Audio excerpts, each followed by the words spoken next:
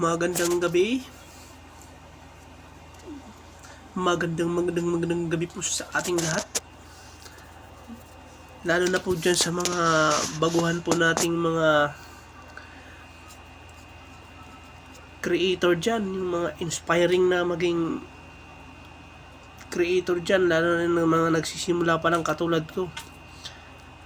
Meron lang pong akong isi-share na kaunting kaalaman po. Baka po meron po tayo dyan mga baguhan na na-reach na po nila yung requirements ni Meta, pero hindi pa rin po sila nagkaka-ads. Maaari po isa po ito sa mga dahilan kung bakit wala pa rin pong ads. Dito po, tignan nyo po to dito. Ito pong banda rito. Ha? Yan.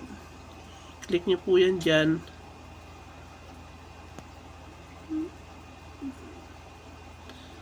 Tapos, punta po kayo sa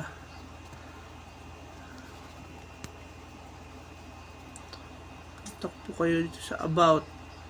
Yan, yung about po na yan.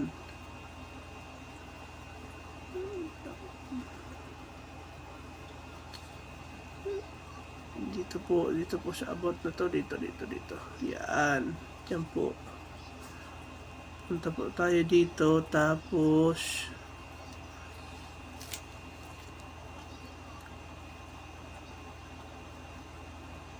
punta po tayo sa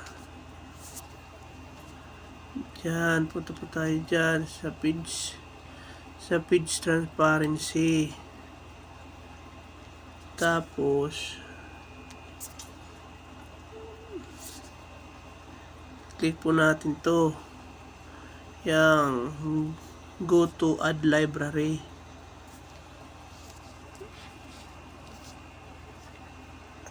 Tapos click po natin yan, yung system status na yan.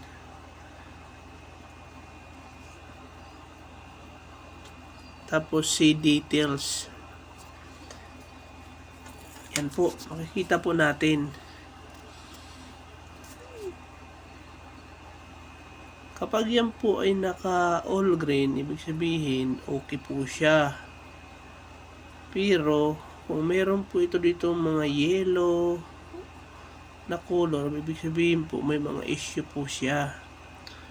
May issue po siya dun sa mga content niyo po sa video. Kaya ang gawin nyo po,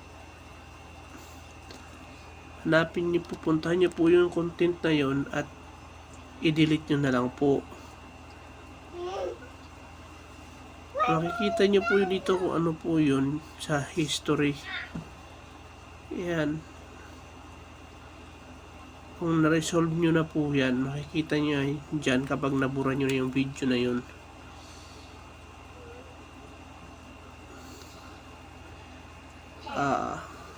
Sana po nakatulong po ang impormasyon na yan po.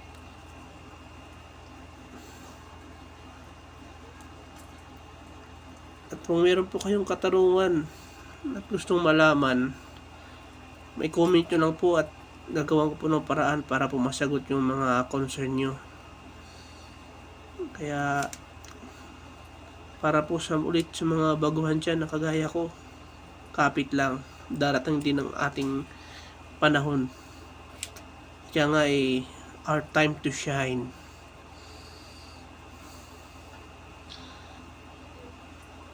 Sige, yun po.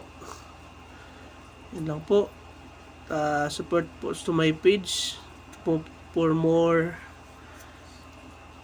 videos to come. Salamat po. Thank you.